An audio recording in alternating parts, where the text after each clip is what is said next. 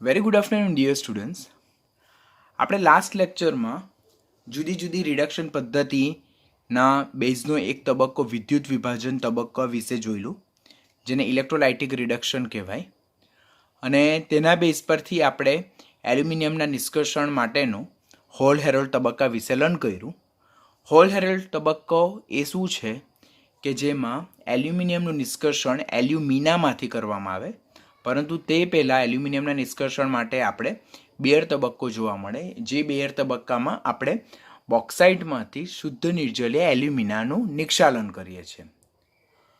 હવે એના પછી ટોપિક નંબર 6.4 આવે, અને 6.4 જે છે તો તે થર્મોડાયનેમિક પ્રિન્સિપલ ઓફ મેટલર્જી છે, એટલે ધાતુકર્મ વિધિના ઉષ્માગતિકીય સિદ્ધાંતો વિશે લર્ન કરેલું છે, જેમાં જુદા જુદા તાપમાનના ગાળામાં કયો રિડક્શન કરતાં યોગ્ય છે ને કયો રિડક્શન કરતાં વધારે સારો પ્રૂવ થાય, અને કયા રિડક્શન કરતાંની મદદથી આપણે ધાતુનું નિષ્કર્ષણ તાપમાનના કયા ગાળામાં કરવું છે એની માહિતી આપેલી છે.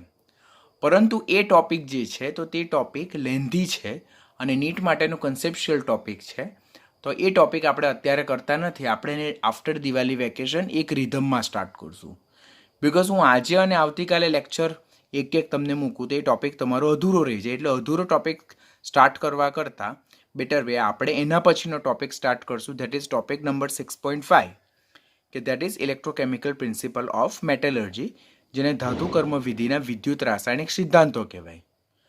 તો ટોપિક નંબર 6.4 આપણે સ્કીપ કર્યો છે, પરંતુ એને આપણે આફ્ટર દિવાળી વેકેશન જ્યારે આપણા લેક્ચર અપલોડ થશે ત્યારે સમજશું, કે જેથી એ જે ટોપિક છે તેમાં એક આપણી થ્રુઆઉટ કન્સિસ્ટન્સી જળવાઈ રહે અને આપણે ટોપિકમાં કોઈ પણ જગ્યાએ કન્ફ્યુઝન ફીલ ન કરીએ.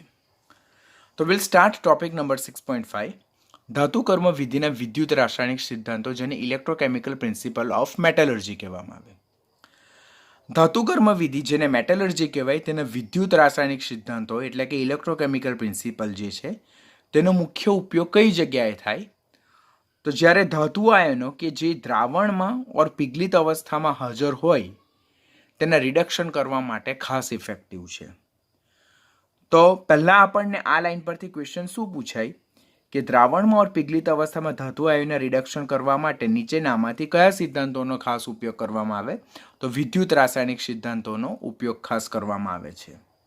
આમ ધાતુકર્મ વિધિના વિદ્યુત રાસાયણિક સિદ્ધાંતો ઇલેક્ટ્રોકેમિકલ પ્રિન્સિપલ છે, તે ધાતુ આયનો કે જે દ્રાવણમાં ઓર પિઘલિત અવસ્થામાં હાજર હોય તેના રિડક્શન કરવા માટે ખાસ ઉપયોગી છે. ધાતુ આયનો કે જે સંયોજિત સ્થિતિમાં છે તેનું રિડક્શન આપણે મુખ્યત્વે બે રીતે કરી શકીએ છીએ. એક તો વિદ્યુત વિભાજન દ્વારા, જેને ઇલેક્ટ્રોલાઇસિસ પ્રોસેસ કહેવાય, અને second one by using appropriate reducing agent or કેટલાક રિડક્શન કરતા તત્વોના ઉમેરવાથી. આપણે લાસ્ટ લેક્ચરમાં વિદ્યુત વિભાજ્ય રિડક્શન પદ્ધતિ જોઈ ગયા છે, બરાબર. હવે આ જે ધાતુ કે જે પિઘલિત ક્ષારમાં હાજર હોય ઓર દ્રાવણ સ્વરૂપે હોય, તો એ પિઘલિત ધાતુ ક્ષારમાંથી ધાતુ જ્યારે આપણે મેળવવી હોય તો ત્યારે એ જે રિડક્શન પદ્ધતિ છે કે જેમાં પિઘલિત ક્ષારનું વિદ્યુત વિભાજન કરવામાં આવે તેમાં વિદ્યુત રાસાયણિક સિદ્ધાંતનો ખાસ ઉલ્લેખ થાય છે, કે જેમ કે આપણે લાસ્ટ એક્ઝામ્પલ જોયું તો એલ્યુમિનિયમના નિષ્કર્ષણ માટેનો હોલ હેરોલ્ડ તબક્કો. હોલ હેરોલ્ડ તબક્કામાં એક આપણે સ્ટીલનું પાત્ર લીધું, તેમાં અંદર કાર્બનનું અસ્તર લગાવેલું હતું, તેમાં આપણે ગ્રેફાઇટના સળિયા ડૂબાડ્યા કોપરના ક્લેમ્પ વડે જોડીને, અને ત્યારબાદ જે ગ્રેફાઇટના સળિયા જે છે તો તે એમાં એનોડ તરીકે વર્તા હતા, અને કાર્બનનું સ્તર લગાવેલું સ્ટીલનું પાત્ર એ કેથોડ તરીકે વર્તું હતું, અને અંદર આપણે એલ્યુમિના ભર્યું. હવે એલ્યુમિના એ એલ્યુમિનિયમનો સ્થાયી ઓક્સાઇડ છે, જેનું ગલનબિંદુ ઘણું ઊંચું છે અને એની વિદ્યુત વહન ક્ષમતા પણ ઓછી છે. તો એલ્યુમિનાનું ગલનબિંદુ નીચું લાવવા માટે અને એની વિદ્યુત વહન ક્ષમતા વધારવા માટે અંદર આપણે ક્રાયોલાઇટ ઓર ફ્લોરસ્પાર ઉમેરતા હતા. ક્રાયોલાઇટ ધેટ ઇઝ Na3AlF6 અને ફ્લોરસ્પાર ધેટ ઇઝ CaF2. આમ જ્યારે પિઘલિત ધાતુ ક્ષારમાંથી આપણે ધાતુ મેળવવી હોય તો તેમાં આપણે કઈ પદ્ધતિનો ખાસ ઉપયોગ કરીએ છીએ, તો રિડક્શન પદ્ધતિ. જેમ આપણે જો Al+3+3 ઇલેક્ટ્રોન ગીવ્સ Al, તો એ જે રિડક્શન પદ્ધતિ છે કે જેમાં પિઘલિત ક્ષાર એટલે કે ખાસ કરીને આપણે પિઘલિત એલ્યુમિના તેનું વિદ્યુત વિભાજન કરવામાં આવે, તેમાં એક પ્રિન્સિપલ છે, જેને ઇલેક્ટ્રોકેમિકલ પ્રિન્સિપલ કહેવાય, તેનો ખાસ ઉલ્લેખ થતો હોય. That is delta G0 is equal to minus NFE0. આ ઓલરેડી તમે 11થી લર્ન કરતા આવતા ઇક્વેશન છે, જ્યાં ડેલ્ટા G0 એ પ્રમાણિત મુક્ત ઉર્જા ફેરફાર છે, એન જે છે તો કુલ રેડોક્સ પ્રક્રિયા સાથે સંકળાયેલ ઓર વિનિમય પામતા ઇલેક્ટ્રોનની સંખ્યા છે, એફ એ ફેરાડે અચળાંક છે, દેટ ઇઝ 96500 કુલમ, અને E0 જે છે તો તે પ્રણાલી દ્વારા જે રેડોક્સ યુગ્મનો રચાયેલી છે તેનો વિદ્યુત પોટેન્શિયલ છે, જેને પ્રમાણિત વિદ્યુત પોટેન્શિયલ કહેવામાં આવે છે, ઓર પ્રમાણિત સ્ટાન્ડર્ડ ઇલેક્ટ્રોડ પોટેન્શિયલ કહેવામાં આવે, સેલ પોટેન્શિયલ કહેવામાં આવે છે. આ ઇક્વેશન તમે ઓલરેડી ઇલેક્ટ્રોકેમિસ્ટ્રી ચેપ્ટર ચાલ્યું છે તેમાં લર્ન કર્યું છે. આમ ધાતુને કે જે પિગલિત અવસ્થામાં સંયોજિત સ્થિતિમાં છે તેમાંથી મુક્ત સ્વરૂપે કન્વર્ટ કરવા માટે જે રિડક્શન પદ્ધતિ કે જે વિદ્યુત વિભાજન દ્વારા કરવામાં આવે છે તેમાં electrochemical principal delta G is equal to minus NFE0 પ્રિન્સિપલનો ખાસ ઉપયોગ થાય છે. બધા જ ટર્મ તમને યાદ રહેવા જોઈએ, બિકોઝ એના બેઝ પરથી તમને ઇક્વેશન ખાસ પૂછે. હવે આ જે ડેલ્ટા G0 અને E0 સેલના વેલ્યુ જે છે તો તેના બેઝ પર જે રિએક્શન છે કે જેની સ્પોન્ટેનિટી છે કે આપમેળે થતી પ્રક્રિયાનો ઉલ્લેખ ખાસ થતો હોય. તો that's also very important question for your NEET exam. It's a important one કે જો પ્રમાણિત મુક્ત ઉર્જા ફેરફાર એ ઋણ હોય, બરાબર, અને E0 સેલ એટલે કે જે આપણો સ્ટાન્ડર્ડ ઇલેક્ટ્રોડ પોટેન્શિયલ પ્રમાણિત વિદ્યુત ધ્રુવ પોટેન્શિયલ ધન હોય.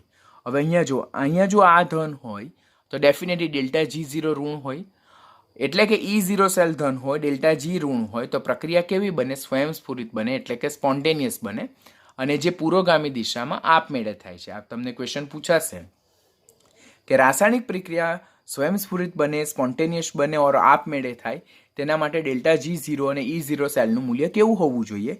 તો as per this equation E0 cell should B positive in nature, because positive negative, તો delta G will become negative, અને ડેલ્ટા G નેગેટિવ હોય, E0 સેલ પોઝિટિવ હોય, તો પ્રક્રિયા કેવી બને? સ્પોન્ટેનિયસ બને, એટલે કે આપમેળે થાય અને પુરોગામી દિશામાં આગળ વધે.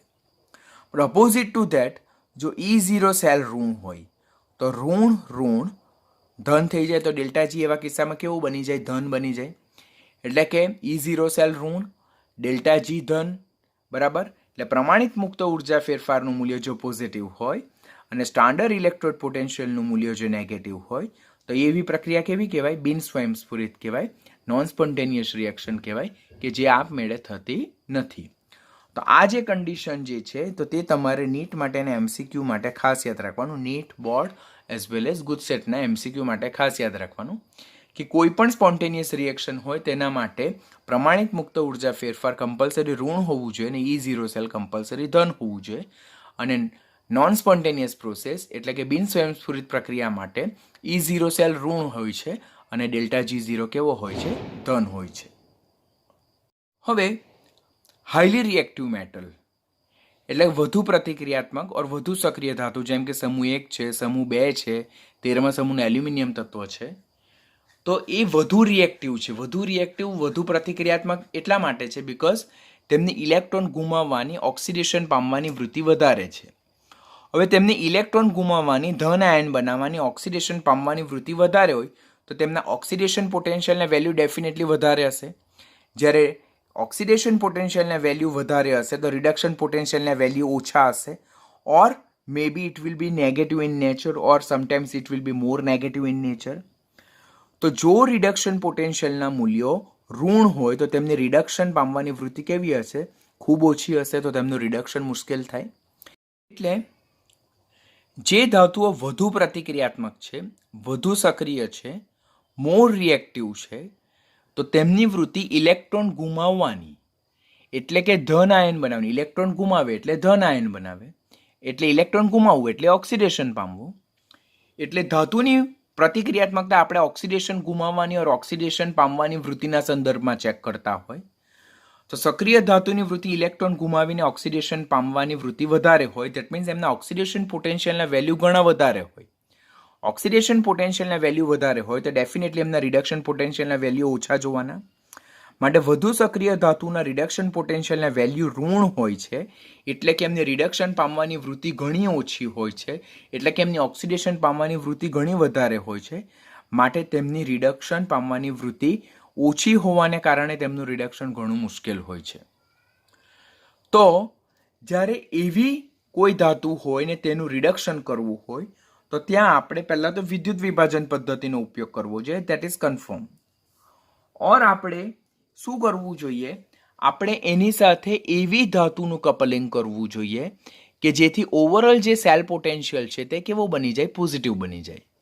કારણ કે જો ઓવરઓલ સેલ પોટેન્શિયલ જે છે તે જો પોઝિટિવ બની જાય તો ડેલ્ટા જીને કેવું બનાવી દે? નેગેટિવ બનાવી દે, જેથી આપણે ધાતુનું રિડક્શન સરળતાથી કરી શકીએ. તો સેમ પ્રિન્સિપલ તમે ઇલેક્ટ્રોકેમિસ્ટ્રીમાં ઓલરેડી લર્ન કરેલો છે નીટ પોઈન્ટ ઓફ વ્યૂ.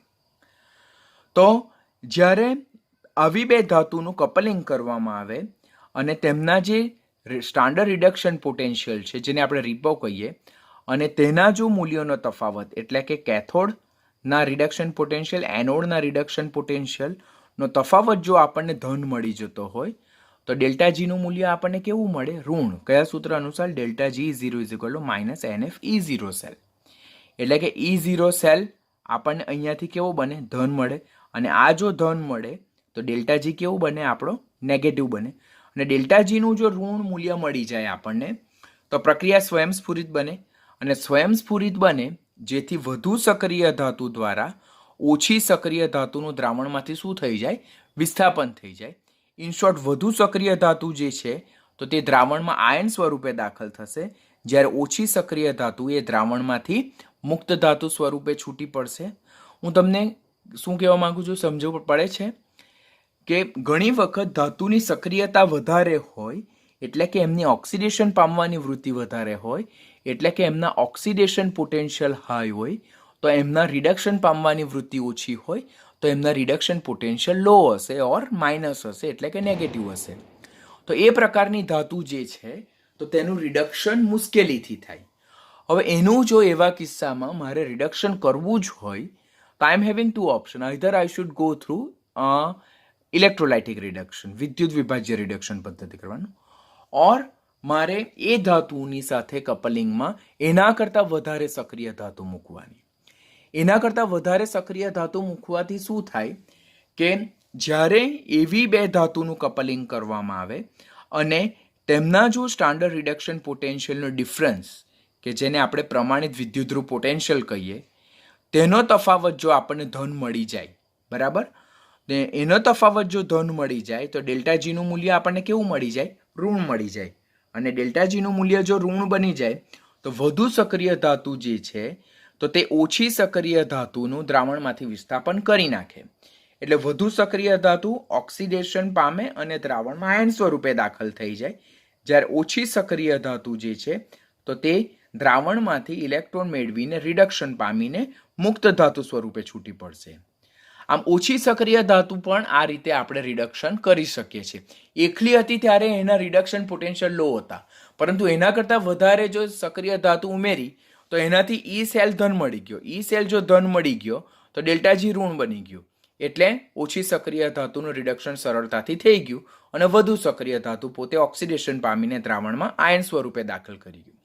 જો તમને ખ્યાલ હોય તો સેમ કન્સેપ્ટ આપણે 11થમાં ચેપ્ટર નંબર 8 રેડોક્સ ચેપ્ટરમાં ટોપિક નંબર 8.2.1 કે કોમ્પિટિટિવ ઇલેક્ટ્રોન વિનિમય પદ્ધતિ, જે પેજ નંબર 258 પર મેન્શન કરેલું છે, તુલનાત્મક ઇલેક્ટ્રોન વિનિમય પદ્ધતિ, કે જેમ કે કોપર સલ્ફેટના દ્રાવણમાં ઝિંકનો સળિયો ડુબાડવામાં આવે તો ઝિંકની સક્રિયતા કોપર કરતાં વધારે હોવાને કારણે ઝિંક એ Zn+2 આયન સ્વરૂપે ઓક્સિડેશન પામીને દાખલ થશે.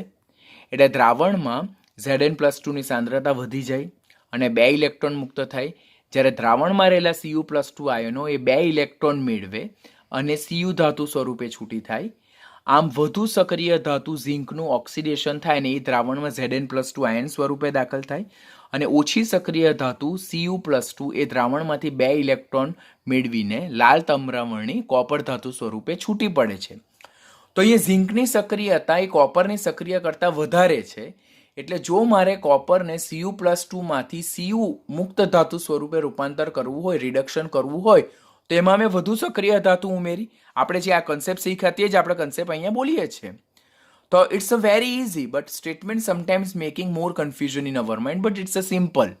તો અહીંયા સેમ પ્રિન્સિપલ આપણે ઝિંક અને કોપર સલ્ફેટનો એપ્લાય કરવાનો થાય, જે ઓલરેડી તમે 11th લર્ન કરી ચૂક્યા છે. તો પણ અહીંયા હું તમને એક બીજું જે આપણું આ ચેપ્ટરના રિલેટેડ એક્ઝામ્પલ છે તે સમજાવું તમને, કે મારી પાસે કોપર સલ્ફેટનું દ્રાવણ છે જેમાંથી મારે કોપર ધાતુ છૂટી કરવાની છે. તો એમાં હું કોપર કરતાં વધુ સક્રિય એવી હું લોખંડનો પાવડર નાખી દઉં, ઓર લોખંડનો ભૂકો નાખી દઉં, ઓર લોખંડનો ભંગાર નાખી દઉં કે જે ઇઝીલી અવેલેબલ હોય. તો કોપર સલ્ફેટ કે જે દ્રાવણમાં Cu+2 આયન સ્વરૂપે હાજર છે તેમાં વધુ સક્રિય ધાતુ એવી આયન જો ઉમેરવામાં આવે તો વધુ સક્રિય ધાતુની વૃત્તિ ઇલેક્ટ્રોન ગુમાવવાની હશે, એટલે કે ઓક્સિડેશન પામવાની હશે. એટલે Fe+2 આયન સ્વરૂપે ઓક્સિડેશન પામીને દ્રાવણમાં દાખલ થશે. હવે જો Feનું Fe+2માં ઓક્સિડેશન થાય છે બીકોઝ એની રિએક્ટિવિટી વધારે છે, તો એ ઓક્સિડેશન પામે છે, માટે એ પોતે રિડક્શન કરતા તરીકે વર્તે. તો સામે રહેલી જે ધાતુના જે આયનો છે તેનું ડેફિનેટલી એણે શું કરવું પડે? રિડક્શન જ કરશે. તો સામે રહેલી Feનું Fe+2માં ઓક્સિડેશન થાય તો એના સંપર્કમાં રહેલો જે Cu+2 આયનો જે છે તો તે Feમાંથી મુક્ત થતા 2 ઇલેક્ટ્રોનને મેળવીને Cu+2માંથી Cu ધાતુ સ્વરૂપે એ રિડક્શન પામશે. આમ પ્રક્રિયા દરમિયાન Cu+2નું રિડક્શન Cuમાં થાય, Feનું ઓક્સિડેશન Fe+2માં થાય. આમ વધુ સક્રિય ધાતુ ઓક્સિડેશન પામીને દ્રાવણમાં આયન સ્વરૂપે દાખલ થાય અને રિડક્શન કરતા તરીકે વર્તે, જે ઓછી સક્રિય ધાતુને દ્રાવણમાંથી આયન સ્વરૂપમાંથી મુક્ત ધાતુ સ્વરૂપે છૂટી પાડે છે. તો આ બધી પદ્ધતિમાં આપણે ΔG0 -NfE0 સેલ કન્સેપ્ટનો ઉપયોગ કર્યો, કારણ કે જ્યારે આ બે ધાતુનું કપલિંગ કર્યું ત્યારે E0 સેલ આપણને પોઝિટિવ મળ્યો. E0 સેલ પોઝિટિવ મળ્યો તો પોઝિટિવ નેગેટિવ ΔG નેગેટિવ બન્યું, માટે પ્રક્રિયા પુરોગામી દિશામાં વધુ સ્વયંસ્ફુરિત બને, આપમેળે થાય, સ્પોન્ટેનિયસ બને અને પુરોગામી દિશામાં આગળ વધે, કે જે Cu+2નું Cuમાં રિડક્શનને સરળ બનાવે છે. આમ કોઈ પણ ધાતુ કે જ્યારે તેનું આપણે રિડક્શન કરવું હોય તો તેમાં તે ધાતુ કરતાં વધુ સક્રિય ધાતુ જો ઉમેરવામાં આવે તો વધુ સક્રિય ધાતુ એ પોતે ઓક્સિડેશન પામીને દ્રાવણમાં આયન રૂપે દાખલ થાય અને ઓછી સક્રિય ધાતુનું દ્રાવણમાંથી મુક્ત ધાતુ સ્વરૂપે વિસ્થાપન કરે છે, એટલે કે અવક્ષેપન કરે છે. એનું બીજું વેલ નોન એક્ઝામ્પલ આપણી ટેક્સ્ટબુકમાં છે, જે કોમ્પિટિટિવ માટે પણ આપણે ખાસ યાદ રાખવાનું છે. ઓલરેડી આપણે હાઇડ્રોમેટલર્જી ચેપ્ટરમાં એના વિશે કંઈક લર્ન કર્યું જ છે, કે નિમ્ન કક્ષાની કોપરની અયસ્ક ઓર જો ભંગાર હોય તેમાંથી જો આપણે કોપરનું નિષ્કર્ષણ કરવું હોય તો તેના માટે આપણે સેમ કન્સેપ્ટ એપ્લાય કરવાનો થાય. હવે નિમ્ન કક્ષાની અયસ્ક અને ભંગારમાંથી કોપર એટલે શું? નિમ્ન કક્ષાની અયસ્ક એટલે શું? કે જેમાં ઇમ્પ્યુરિટીનું પ્રમાણ ઘણું વધારે છે, અને ભંગાર એટલે જે કોપરનો સ્ક્રેપ અવેલેબલ હોય તે. તો તેમાંથી આપણે કોપરનું નિષ્કર્ષણ કરવું હોય તો તેને આપણે સેમ કન્સેપ્ટ દ્વારા આપણે નિષ્કર્ષણ કરી શકીએ છીએ. That is called as extraction of copper from the low grade ores and the copper scrap. જો નિમ્ન કક્ષાની અયસ્ક જેમાં ઇમ્પ્યુરિટીનું પ્રમાણ વધારે છે તો એમાંથી કોપર ધાતુનું નિષ્કર્ષણ જો કરવું હોય તો એના માટે આપણે ખાસ તો કયા કન્સેપ્ટને એપ્લાય કરવાનો થાય? જલ ધાતુ કર્મવિધિ, જેને આપણે હાઇડ્રોધાતુ કર્મવિધિ કહીએ છીએ, જેને આપણે હાઇડ્રોમેટલર્જી પણ કહીએ. આપણે લેક્ચર નંબર 7 જે લર્ન કરેલો હતો હાઇડ્રોમેટલર્જી, તેના પર તમારે પાછું લેક્ચરના પોઈન્ટને રિવાઇઝ કરી નાખવાનું. હાઇડ્રોમેટલર્જી એટલે શું? કે જે ધાતુનું નિષ્કર્ષણ કરવાનું હોય તેનું પહેલાં જલદ્રાવ્ય સંકીર્ણ બનાવવામાં આવે અને ત્યારબાદ એ જલદ્રાવ્ય સંકીર્ણમાં વધુ સક્રિય ધાતુ ઉમેરવામાં આવે, જેથી વધુ સક્રિય ધાતુ એ જલદ્રાવ્ય સંકીર્ણમાંથી ઓછી સક્રિય ધાતુને મુક્ત ધાતુ સ્વરૂપે વિસ્થાપિત કરે છે. તો તેને હાઇડ્રોમેટલર્જી પ્રોસેસ કહેવામાં આવે છે. જો એનું ઉદાહરણ જોઈએ તો નિમ્ન કક્ષાની અયસ્ક ક્યુપ્રાઇટ, બરાબર, ધેટ ઇઝ CuO, ઓર ક્યુપ્રાઇટ કહેવા કરતાં એને આપણે ક્યુપ્રિક ઓક્સાઇડ કહીએ છીએ અહીંયા. તો એ કોપરની નિમ્ન કક્ષાની અયસ્ક છે કે જેમાં ઇમ્પ્યુરિટીનું પ્રમાણ વધારે છે અને કોપરનું પ્રમાણ ઓછું છે. હવે આ સોલિડ સ્ટેટમાં છે. સૌ પ્રથમ આ જે ક્યુપ્રિક ઓક્સાઇડ છે, ક્યુપ્રિક ઓક્સાઇડ અહીંયા Cu+2 સ્ટેટમાં છે, એટલે માટે એને ક્યુપ્રિક ઓક્સાઇડ કહેવામાં આવે. તો એ જે ક્યુપ્રિક ઓક્સાઇડ છે તેને સૌ પ્રથમ એસિડમાં દ્રાવ્ય કરવામાં આવે, જેથી એ જે કોપરનું Cu+2 ઓક્સિડેશન અવસ્થા ધરાવતું જલદ્રાવ્ય સંકીર્ણ બને. ઓર આ જે ક્યુપ્રિક ઓક્સાઇડ છે તેની બેક્ટેરિયા વડે પ્રોસેસ કરીને પણ આપણે આ રીતે જલદ્રાવ્ય સંકીર્ણ મેળવી શકીએ. હવે આપણને ક્વેશ્ચન થાય, સર આ કેવી રીતે થાય? તો just you need to remember because it is given in textbook. Yet I am not having any kind of reference book available કે જે આ પ્રોસેસને સમજાવે છે. સો આઈ એમ સર્ચિંગ ને જો પછી મને એના રિલેટેડ કંઈ ઇન્ફોર્મેશન મળશે તો I will definitely let you inform. પણ અત્યારે આપણે ટેક્સ્ટબુકમાં આપેલું છે તો યાદ રાખવાનું કે નિમ્ન કક્ષાની કોપરની અયસ્કની H2SO4 એટલે સલ્ફ્યુરિક એસિડ જેવા એસિડ ઓર બેક્ટેરિયા વડે જ્યારે નિક્ષાલન કરવામાં આવે તો સૌ પ્રથમ આપણને શું મળે છે? જલદ્રાવ્ય સંકીર્ણ મળે છે, જે કયું આયન ધરાવે છે? Cu+2 આયન ધરાવે છે.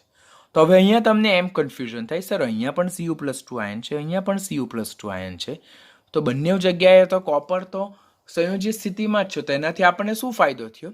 But see here it is in solid state. Solid સ્ટેટમાંથી આપણે ધાતુનું નિષ્કર્ષણ રિડક્શન સરળતાથી નહીં કરી શકીએ. તો પહેલાં આપણે એનું જલદ્રાવ્ય સંકીર્ણ મેળવ્યું. જલદ્રાવ્ય તો અહીંયા Cu+2 એ સોલિડ સ્ટેટમાં છે અને અહીંયા Cu+2 એ એક્વિયસ સ્ટેટમાં એટલે કે જલદ્રાવ્ય સંકીર્ણ સ્વરૂપ છે. આમાંથી જો મારે રિડક્શન પદ્ધતિ દ્વારા કોપરનું નિષ્કર્ષણ કરવું હોય તો હું એને ખૂબ જ સરળતાથી કરી શકું છું. હવે પહેલાં મેં કોપરને સોલિડ સ્ટેટમાંથી Cu+2માંથી કોપરને Cu+2 સ્ટેટમાં જ પરંતુ જલદ્રાવ્ય સંકીર્ણમાં રૂપાંતર કર્યું. હવે આ જે જલદ્રાવ્ય કોપર જે છે તેમાં હું કોપર કરતાં વધુ સક્રિય એલિમેન્ટ્સ ઉમેરું કે જેમ કે પહેલું જ અત્યારે આપણે જોયું Fe. તો તેમ કરવાથી શું થાય કે Fe પોતે Fe+2 આયન સ્વરૂપે ઓક્સિડેશન પામે. શા માટે? કારણ કે Fe+2 ટુ Fe એટલે કે Feના જે રિડક્શન પોટેન્શિયલ જે છે તો તે કોપરના રિડક્શન પોટેન્શિયલ કરતાં કેવા છે? ઓછા છે. એટલે Feના જો રિડક્શન પોટેન્શિયલ એ કોપરના રિડક્શન પોટેન્શિયલ કરતાં ઓછા હોય તો દેટ મીન્સ જ્યારે આ બંને ટુગેધર છે ત્યારે Feનું રિડક્શન નહીં થાય, ફક્ત કોપરનું થાય. ત્યારે Fe એ કમ્પલસરી શું પામવું પડે? ઓક્સિડેશન પામવું પડે. તો this is one kind of coupling reaction. એ કપલિંગ રિએક્શનમાં શું થાય? It's a one kind of redox reaction in which one process is going to oxidize and simultaneously second process is going to oxidize or reduce. એટલે અહીંયા Feના reduction potential એ કોપરના reduction potential કરતાં ઓછા છે, માટે કોપરનું રિડક્શન થશે અને Feનું શું થશે? ઓક્સિડેશન થાય. તો એ ક્લિયરલી આપણને આ રિએક્શન દ્વારા રિફ્લેક્ટ થાય છે કે Fe is going to oxidize to Fe+2 while Cu+2 કે જે જલદ્રાવ્ય સંકીર્ણ છે તેમાંથી મુક્ત ધાતુ સ્વરૂપે રિડ્યુસ થાય છે. એટલે જ્યારે કોપર સલ્ફેટનું જલદ્રાવ્ય સંકીર્ણ જે છે તેમાં આપણે લોખંડનો સ્ક્રેપ ઉમેરીએ તો એમાં આપણે કોપરને અહીંયા +2માંથી 0 સ્ટેટમાં નિષ્કર્ષિત કરી શકીએ છીએ અને Fe0માંથી +2માં શું પામશે? ઓક્સિડેશન પામશે. માટે અહીંયા Fe જે છે તે અહીંયા રિડ્યુસિંગ એજન્ટ તરીકે બિહેવ કરશે. એવું જ અહીંયા બીજું ઉદાહરણમાં અહીંયા Feની જગ્યાએ તમે હાઇડ્રોજનનો બી ઉપયોગ કરી શકો, કારણ કે હાઇડ્રોજનના રિડક્શન પોટેન્શિયલ છે તે પણ કોપરના રિડક્શન પોટેન્શિયલ કરતાં કેવા છે? ઓછા છે. એટલે જ્યારે કોપર સલ્ફેટના દ્રાવણમાંથી હાઇડ્રોજન વાયુ પસાર કરવામાં આવે તો તે Cu+2નું Cu સ્વરૂપે રિડક્શન કરે અને હાઇડ્રોજન ગેસ જે છે તો તે H+ આયન સ્વરૂપે ઓક્સિડેશન પામશે. Same process can be carried out with help of zinc as well, કારણ કે ઝિંકની સક્રિયતા પણ કોપર કરતાં ઘણી વધારે છે, જે આપણે ઓલરેડી 11thમાં લર્ન કરેલું જ છે. બીકોઝ ઝિંકના રિડક્શન પોટેન્શિયલના વેલ્યુ ચેક કરો, ધેટ ઇઝ -0.76 વોલ્ટ, અને કોપરના રિડક્શન પોટેન્શિયલના વેલ્યુ ચેક કરો, ધેટ ઇઝ 0.34 વોલ્ટ. તો અહીંયા કોપરના રિડક્શન પોટેન્શિયલ વેલ્યુ વધારે છે માટે પોઝિટિવ છે, માટે કોપરનું રિડક્શન થાય. ઝિંકના રિડક્શન પોટેન્શિયલ નેગેટિવ છે, ધેટ મીન્સ એની રિડક્શન પામવાની વૃત્તિ ઓછી છે. કોની કમ્પેરિઝનમાં? કોપરની કમ્પેરિઝનમાં ફોર ધીસ લિમિટેડ રિએક્શન. તો ત્યારે આ પ્રોસેસમાં it will oxidize to Zn+2 while it will reduce Cu+2 to Cu. માટે જ્યારે ઓછી સક્રિય ધાતુના દ્રાવણમાં જેમ કે Cu+2 ધરાવતું જલીય દ્રાવણ તેમાં લોખંડનો ભંગાર, હાઇડ્રોજન વાયુ ઓર ઝિંક જેવા વધુ સક્રિય ધાતુ ઉમેરવામાં આવે તો ઓછી સક્રિય ધાતુનું દ્રાવણમાંથી મુક્ત ધાતુ સ્વરૂપે રિડક્શન થાય છે. આમ લોખંડ, હાઇડ્રોજન ઓર ઝિંકની મદદથી આપણે Cu+2ને દ્રાવણમાંથી Cu સ્વરૂપે મુક્ત કરી શકીએ છીએ. તો પણ અહીંયા વધારે ઉપયોગ કોનો થાય છે? લોખંડના ભંગારનો ઉપયોગ વધારે થાય છે. લોખંડના ભંગારનો ઉપયોગ કરવું વધારે સલાહભર્યું છે અને વધારે ફાયદાકારક છે. તો આપણને એમ થાય સર એવું શા માટે? તો અહીંયા બે સમીકરણ જો, સમીકરણ એ અને સમીકરણ સી. અહીંયા જો તમે Cu+2 અને Fe+2 ના રિડક્શન પોટેન્શિયલનો તફાવત ચેક કરો તો E0 સેલ જે છે તો તે આના કરતાં આમાં વધારે પોઝિટિવ આવશે. જો E0 સેલ કેવી રીતે ફાઇન્ડ થાય તમને ખબર છે ને? પ્રમાણિત વિદ્યુતધ્રુવ પોટેન્શિયલ કેવી રીતે મેળવાય કે કેથોડના રિડક્શન પોટેન્શિયલ માઇનસ એનોડના રિડક્શન પોટેન્શિયલ.